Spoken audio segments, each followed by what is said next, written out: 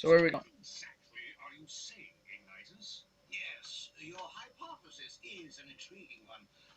It is perplexing to the extreme. Huh? He says he doesn't know what he's talking about. Dude, I never know what he's saying. What I'm saying is that Cinder is harnessing the Guardian's power to unlock a portal that must never be opened. Why?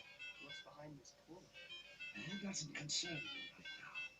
What does concern you is getting into Munition's Forge and freeing Terador before she can create another crystal from his powers.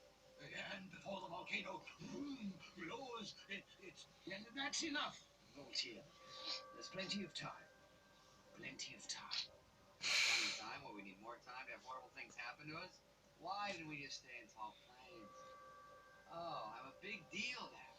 Quit complaining, Sparks. Maybe there's a tribe on Munition's Forge you can save, too. Yeah, but there's always something special about the first tribe you save. You know? Sparks, you stupid little... I'm not even gonna finish that sentence. Just not gonna finish that sentence. Munition's Forge is an island dominated by Westlake, an unstable volcano that makes life on the surface very dicey. The locals who live underground have been forced to mine the metals that Cinder uses to forge her army's weapons. Huh. What are the locals called? They're called man-whisperers. Right. I need to write that down. Rumor has it that Cinder is holding Terador somewhere in the mines. We know she's using him to power the last of the crystal she needs to open the portal. Free him before she gets the chance. Boy, is it big. Boy, it's big. No time for sightseeing, Sparks.